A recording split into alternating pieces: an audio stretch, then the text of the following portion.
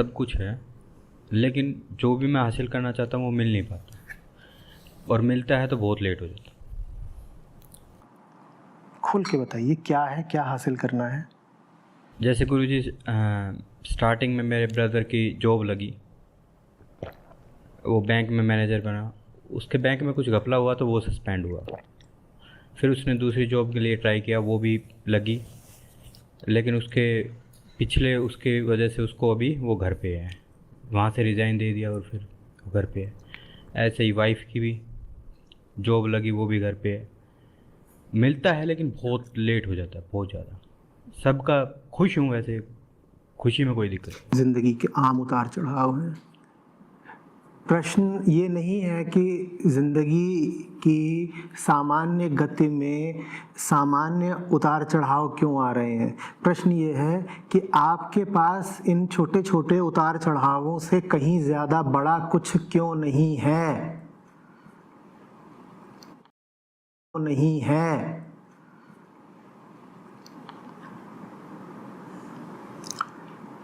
मन को तो कुछ चाहिए उलझने के लिए, मन को मुद्दा चाहिए, बिना मुद्दे के नहीं जी सकता मन।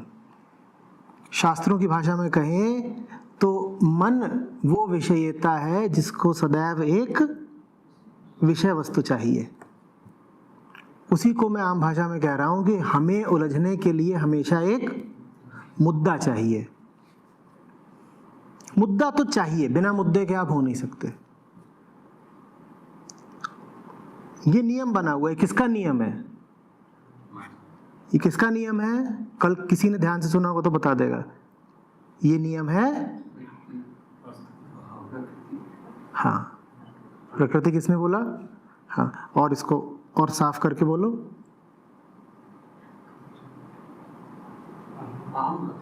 ये नियम है, प्रकृति बोल तो दिया, और आगे बढ़ो।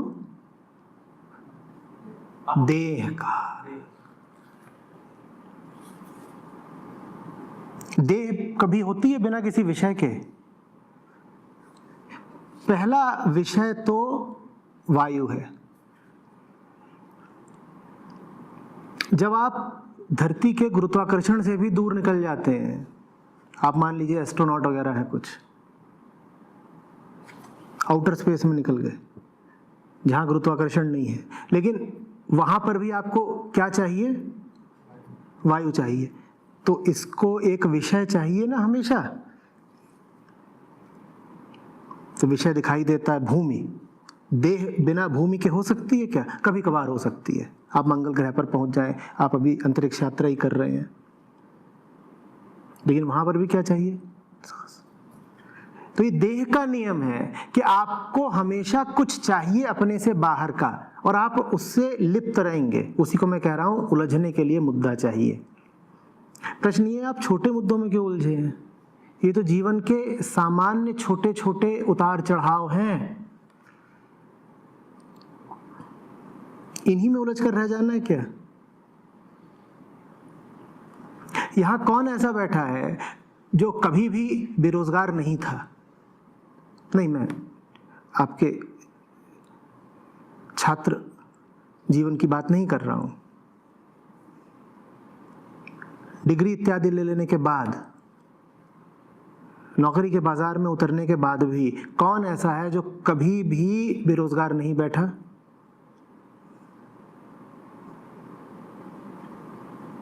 अच्छा, अब हाथ उठवाता हूं।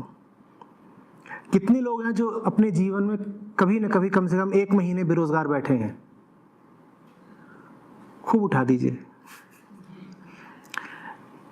अभी देखिए, कितने लोग हैं जो अपने जीवन में कुल मिलाकर के 6 महीने भी बेरोजगार बैठ चुके हैं। अगर एक बार में नहीं तो बार बार का मिला करके देखिए। देखिए कितने लोग, देखिए कितने लोग हैं।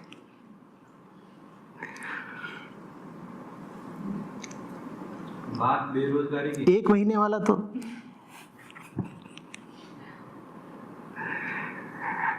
आप कह रहे हैं कि बात बेरोजगारी की नहीं है, बात इस प्रक्रिया की है कि बड़े दुर्भाग्यपूर्ण तरीके से उनको बैठना पड़ा, बड़ी विचित्र परिस्थितियों में उनको घर बैठना पड़ा बेरोजगार होके। ऐसा कौन है जो घर बैठने को सौभाग्य मानता है? जो ही घर बैठा है उसी को लगता है कि मेरा बड़ा दुर्भाग्य है। आपके भाई आपकी पत्नी घर बैठे हैं तो आपको यही लगेगा कि ये तो सब काम बड़ी दुर्भाग्यपूर्ण परिस्थितियों में हो रहा है। कौन है भाई जो कहेगा कि मैं घर बैठा हूं, बेरोजगार हूं और ये मेरी बड़ी ऊंची किस्मत की बात है? कोई कहेगा? और कोई किसी वजह से बेरोजगार होता है, कोई किसी वजह से बेरोजगार होता है।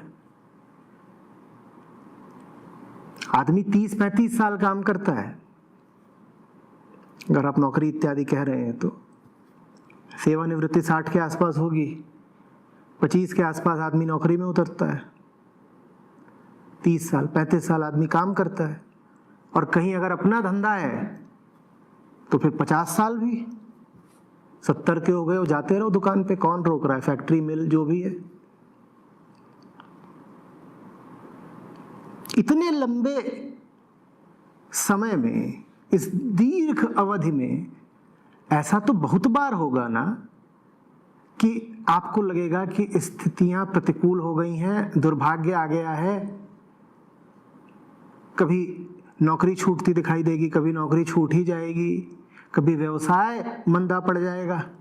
ऐसा बहुत बार होगा ना। सवाल ये है कि ये बात मन में इतनी महत्वपूर्ण कैसे हो गई? और कुछ नहीं है क्या जिंदगी में? निश्चित रूप से और कुछ नहीं है जिंदगी में। जब और कुछ नहीं होता जिंदगी में तो हर छोटी चीज बहुत बड़ी हो जाती है। मन को क्या चाहिए? मुद्दा। बड़ा मुद्दा नहीं दोगे तो वो छोटे मुद्दे को बड़ा बना लेगा, बड़ा मुद्दा नहीं दोगे तो वो छोटे मुद्दे को बड़ा मुद्दा बना लेगा। अब समझ में आया कि क्यों कहते हो कि फलाना तो तिल का ताड़ कर देता है। जो तिल का ताड़ कर रहा है वो इसलिए कर रहा है क्योंकि उसके पास ताड़ वृक्ष जैसा कुछ है नहीं। हम सबको ताड़ चाहिए। ताड़ जानते हो क्या? ताड़ क्या होता है? हम सबको कुछ बड़ा चाहिए। जब बड़ा नहीं मिलेगा तो जीवन में जो छोटी छोटी चीजें हैं तुम उन्हीं को दीर्घाकार कर लोगे, एम्पलीफाई।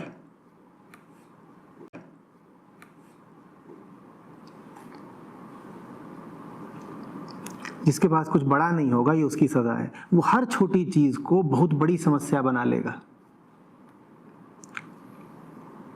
तो मैं कहता हूं जो बहुत बड़ी समस्या है उसको स्वयं ही आमंत्रित कर लो ना। जब जिंदगी में बड़ी समस्या चाहिए ही है तो नकली बड़ी समस्या क्यों बुलाएं? असली बड़ी समस्या बुला लो। असली बड़ी समस्या का नाम होता है सच्चाई, आजादी।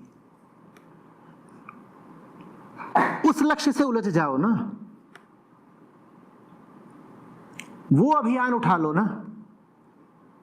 उसके बाद छोटी बातें हैरान परेशान करेंगी ही नहीं। जिसने बड़ी समस्या पकड़ ली उसको पुरस्कार मिलता है कि उसे अब छोटी समस्याएं दिखाई नहीं पड़ेंगी।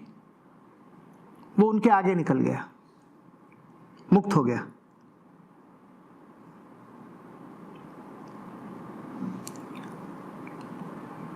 आप स्वयं भी जानते हैं कि जो आज नौकरी नहीं कर रहा कल उसकी नौकरी लग ही जानी है। इतनी अच्छी किस्मत किसी की होती ही नहीं कि उसकी नौकरी कभी ना लगे।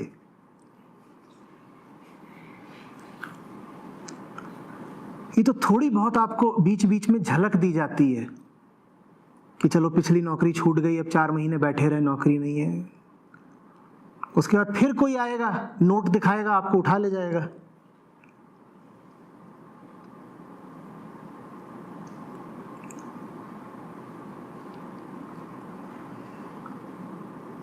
मन को डरना है, अरे तो बड़े खतरे से डरो ना।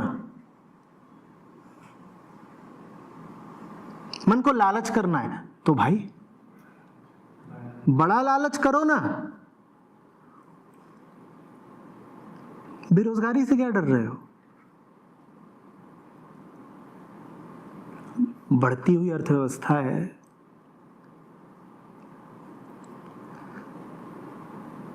यहां अगर तुम उतारू ही हो जाओ कि तुमको बस पैसे कमाने हैं तो कमा लोगे। हाँ, बस शर्त मत बांधना, ये मत कह देना कि मुझे इसी तरह का काम करके कमाना है। अगर तुम तैयार हो कि मैं किसी भी तरह का काम कर सकता हूं, जीवन यापन तो हो जाएगा। हो सकता है तुम लखपति करोड़पति ना बन पाओ, पर जीवन यापन तो हो जाएगा। ये कोई बड़ी समस्या है? हिंदुस्तान है, सोमालिया इथियोपिया थोड़ी ही है।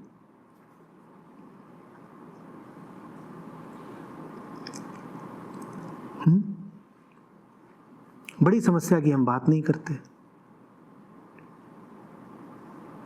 जो वास्तविक खतरा है, ये जो जीवन ही व्यर्थ बहा जा रहा है,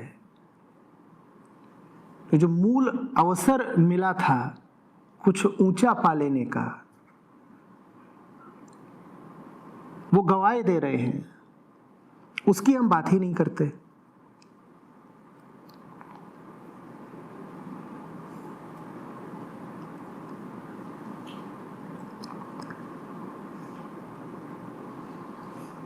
दुनिया में दो ही तरह के लोग होते हैं, एक जिनके पास बहुत सारी समस्याएं होती हैं, और एक जिनके पास बस एक ही समस्या होती है।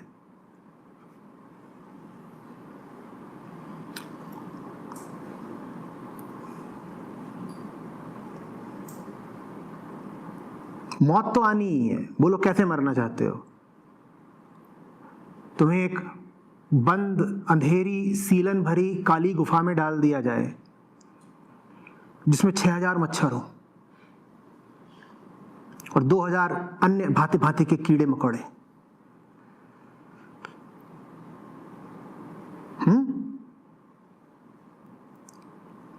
और तुम्हारे शरीर का कोई हिस्सा ना हो जहां कोई मच्छर ना बैठा हुआ हो। ऐसे मरना चाहते हो, या कि खुले में किसी शेर से मुकाबला करके? मौत तो आनी है। बोलो कौन सी मौत चाहिए? अमर तो यहां कोई नहीं। कौन सी मौत चाहिए? 6000 मच्छरों से लड़के मरना है या एक शेर से? हाँ, 6000 मच्छरों से लड़ने में अहम बचा रहता है। क्यों? क्योंकि 6000 से लड़ोगे तो बीच में 2-4 को मार भी लोगे, बीच बीच में तुम्हें लगेगा छोटी मोटी जीत भी मिल गई। हम सब जिंदगी की छोटी मोटी समस्याओं के सामने जीत भी तो जाते हैं ना, कि लो 4 मच्छर मैंने भी मारे। शेर से मुकाबला करोगे तो वहां हार तो निश्चित है। बोलो किससे हारना है?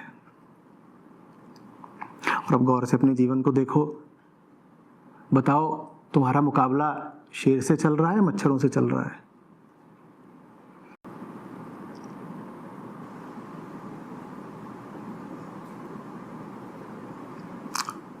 क्या हुंकारा दे रहे हैं? आपको ही बहुत समस्याएं रहती हैं।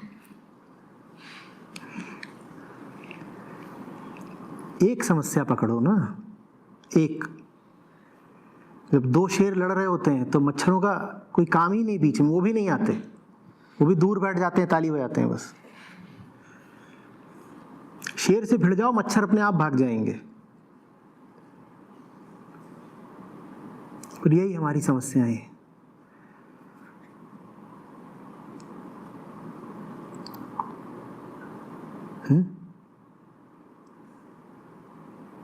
बॉस ने डांट दिया, पड़ोसी ने खांस दिया,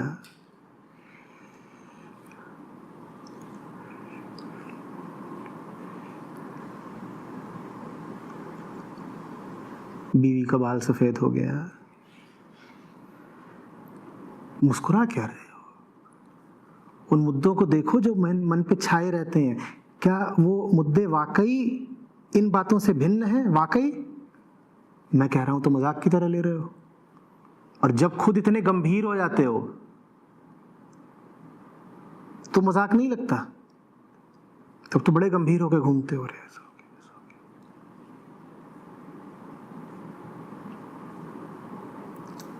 वो टंडन को 8% का मिला अप्रेजल, मुझे 7.25% का। हफ्ते भर से मुंह उतारे घूम रहे हैं।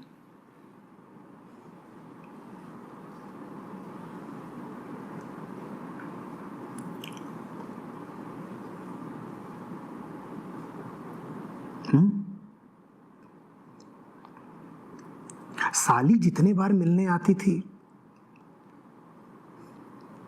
इमरती लेके आती थी, इस बार नहीं लाई। बात क्या है? कहीं भीतर ही भीतर कुछ योजना तो नहीं बना रही? जाके अपनी बहन के सामने कुछ इधर उधर की बातें तो नहीं कर देगी? इमरती क्यों नहीं आई इस बार? ईमानदारी से बताना, इसी तल के मुद्दे कोई निश्चित है?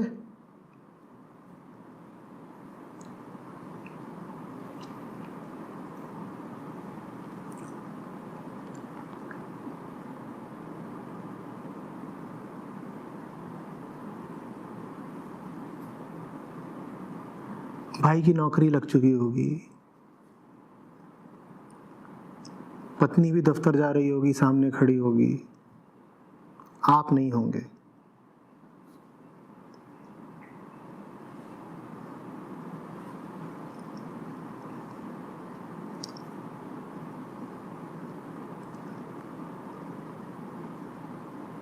बच्चे भी खुश होंगे।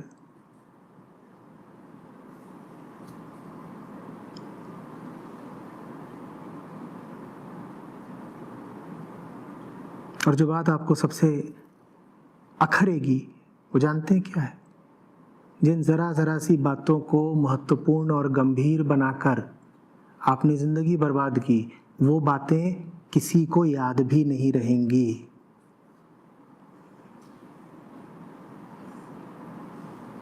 आपने दिन, हफ्ते, महीने, साल लगाए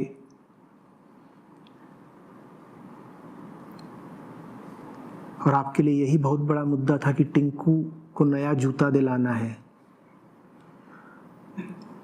वो जूता फट गया, टिंकू ने फेंक दिया और अब टिंकू को याद भी नहीं है कि उसके बाप ने अपनी जिंदगी का बहुत बड़ा समय उसके जूते में लगाया था। आप हर तरफ से मारे जाएंगे। न टिंकू कोई श्रेय देगा, न भैंसे वाला।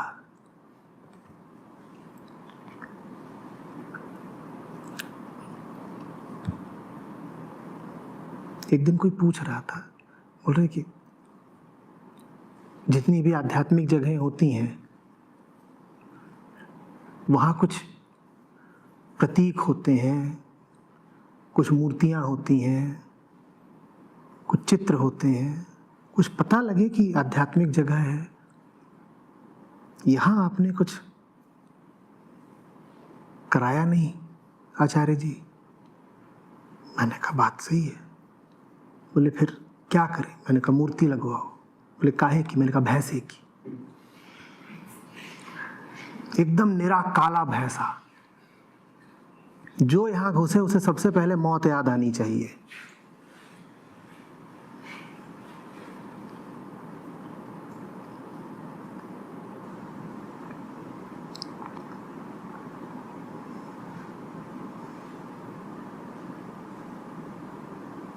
यमराज से ज्यादा जीवनदायी कोई होता नहीं। यमराज याद रह गए तो जीना सीख जाओगे। भूल जाते हो ना तो फिर जिंदगी छोटी छोटी मच्छर जैसी मौतों में बिताते हो।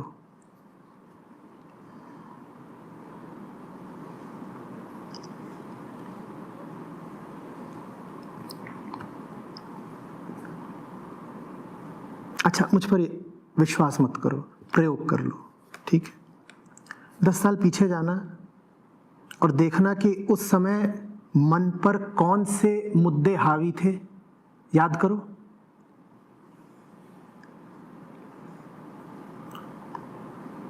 कहाँ गए वो मुद्दे? और पीछे जाओ, और पीछे जाओ। अब तुम 15 साल के हो। याद करो मन पे कौन से मुद्दे हावी थे। कहाँ गए वो मुद्दे? बोलो, कहाँ गए वो मुद्दे?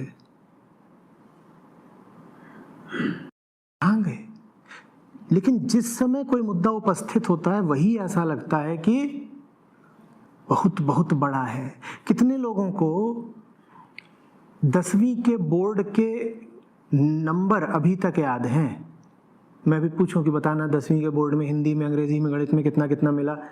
कौन कौन बता पाएगा? ठीक ठीक, कुछ लोग बता लेंगे, कुछ लोग भूल रहे होंगे। जो जवान हैं, जिन्होंने 5-10 साल पहले ही दिया है, उनको शायद थोड़ा याद हो। जो 40 पार के हैं, उनको तकलीफ आएगी याद करने में। और वही जब 10वीं का 12वीं का परीक्षा फल घोषित होता है तो कितने लोग आत्महत्या कर लेते हैं कि नहीं? वही बहुत बड़ी बात लगती है, 10वीं में नंबर। और 10 साल बाद, 20 साल बाद तुम्हें याद भी नहीं रह जाता कि नंबर कितने आए थे। याद रह जाता है?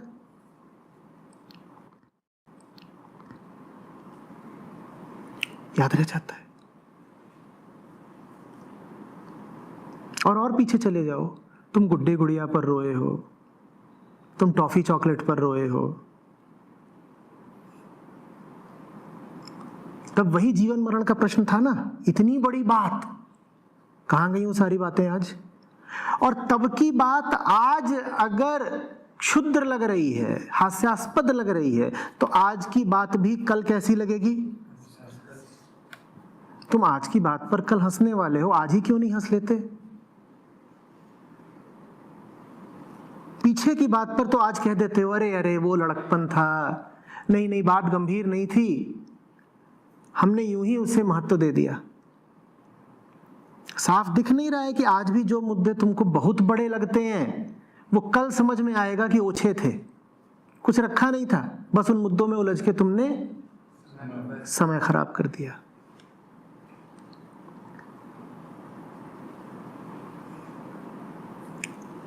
दस साल पीछे आने की भी जरूरत नहीं है, महीने भर भी पीछे चले जाओ तो तुम पाओगे महीने भर पीछे के भी जो मुद्दे थे वो सब। हमारा क्या है, हमारे लिए कुछ भी बहुत बड़ा हो जाता है।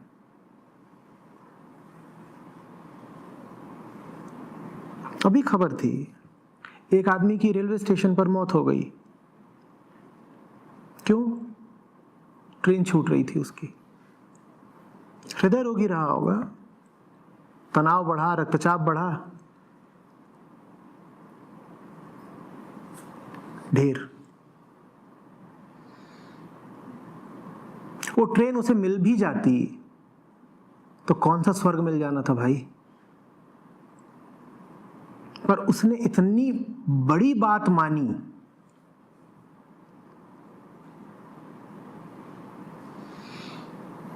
कि दिल ही टूट गया।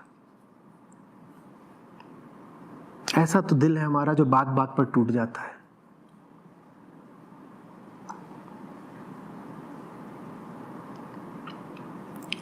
एक बार कल्पना करो, आदमी कैसा रहा होगा, हांफ रहा है, पसीने आ रहे हैं और जोर जोर से भाग रहा है, साथ में कोई है उस पर चिल्ला रहा है, उसे दोष दे रहा है, तेरी वजह से ट्रेन छूट रही है, भाग रहा है तो किसी से टकरा भी रहा है, शायद उसके हाथ में सामान रहा होगा, सामान भी गिर रहा है। ये सब चला होगा 5-10 मिनट या शायद आधे घंटे से चल रहा हो।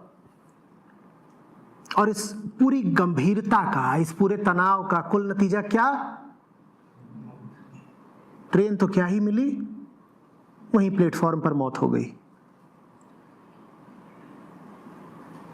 ये खिसियाना, ये चिड़चिड़ाना, ये तनाव, ये खीज, ये क्रोध, ये उदासी,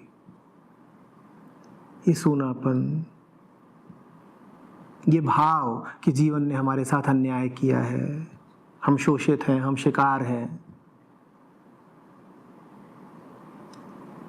ये क्या कर रहा है हमारे साथ? कहीं का छोड़ रहा है हमको? और क्या हम सब इसी भाव में नहीं जी रहे? कोई ऐसा बैठा है जिसे जिंदगी से तकलीफ और शिकायत ना हो?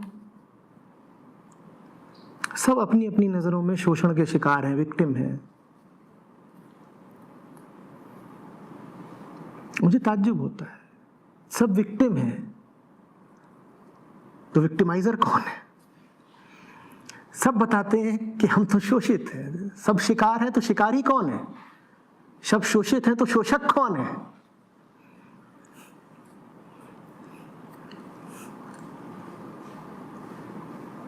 कहीं ऐसा तो नहीं कि हम दोनों ही हैं, शिकार और शिकारी, ऐसा तो नहीं हम अपनी शिकार कर रहे हैं।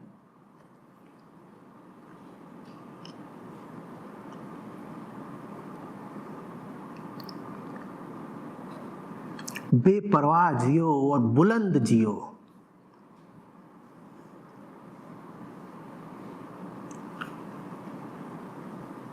जिंदगी तुमको एक लगाए, तुम जिंदगी को दो लगाओ।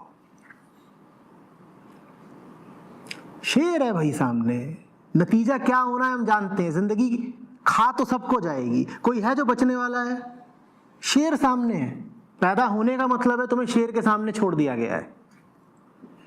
बच लो जितने दिन बच सकते हो।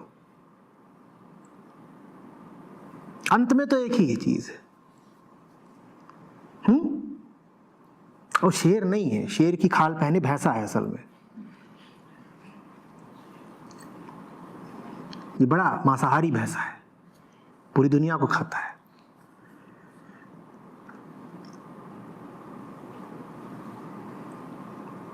बेखौफ बिंदास जियो ना, क्या मुंह लटकाए इधर उधर घूमते हो? डरे डरे सकुचाए सकुचाए।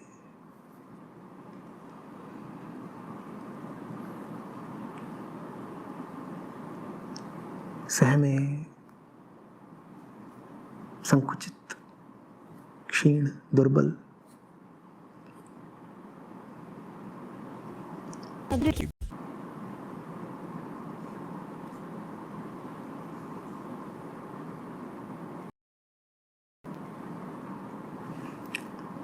हम में से अधिकांश लोगों की हालत ये हो जाती है कि हमें मुस्कुराने में मेहनत पड़ती है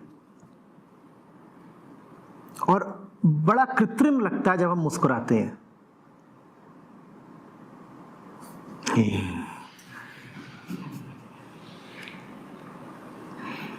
अच्छे लग रहे हैं, ऐसे ही रहा करिए।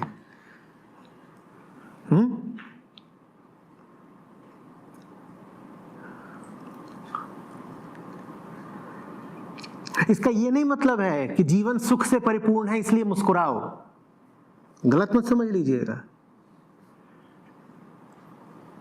जिंदगी कमीनी है, किसी को नहीं छोड़ती, इसलिए मुस्कुराओ। सुख इत्यादि झूठी बात, ढकोसला। यहां सुख किसको मिलना है, इसलिए मुस्कुराओ। ये ऐसी लड़ाई है जिसमें पिटोगे भी और मारे भी जाओगे, निश्चित है नतीजा, इसलिए मुस्कुराओ। यहां से कोई जिंदा बाहर नहीं जाने वाला, इसलिए मुस्कुराओ।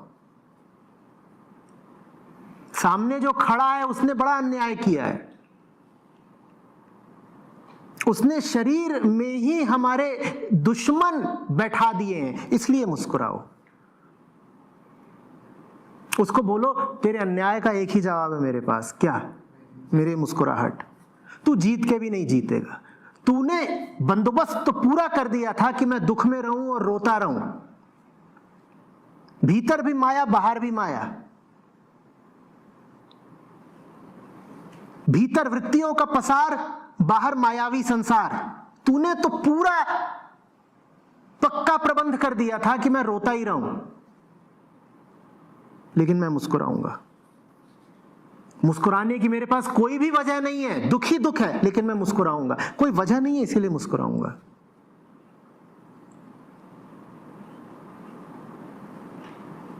तुम सिर्फ इसी तरीके से जीत सकते हो, और कोई तरीका नहीं तुम्हारे पास जीतने का। तुम सोचोगे तुम पैसा कमा के जीत लोगे, पैसा मौत के सामने चलेगा? अरे पैसा तो दुनिया के सामने भी नहीं चलता, मौत के सामने क्या चलेगा? दुनिया पैसा देती है, दुनिया ही पैसा छीन भी लेती है।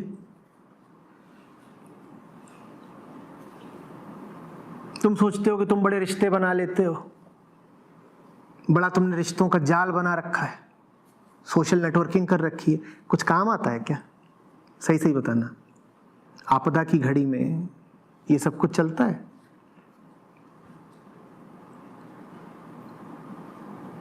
तुम सोचते हो इज्जत कमा ली, वो तुम्हें और डर में धकेल देती है।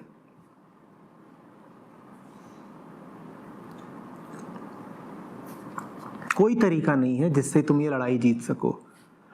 कोई हथियार काम नहीं आता, न पद, न प्रतिष्ठा, न पैसा। ये लड़ाई तो बस तुम अपनी बेखौफ मुस्कुराहट से ही जीत सकते हो। तुम कहते हो तूने सब कुछ कर लिया जो तू कर सकती थी जिंदगी, हमें बर्बाद करने में तूने कोई कसर नहीं छोड़ी है। और हम झूठ नहीं बोलेंगे, हम ये नहीं कहेंगे कि हम जिंदगी से जीत गए, हम ये नहीं कहेंगे कि हम बड़े सुखी हैं, हम ये सब फरेब नहीं करेंगे। हमें भली भांति पता है कि तूने हमें जी भर के लूटा है, आगे भी लूटेगी और अंत में मार देगी। तो तुझे देने के लिए हमारे पास एक ही वाजिब जवाब है, क्या?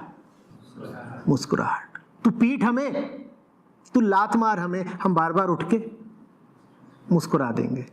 और क्या करें?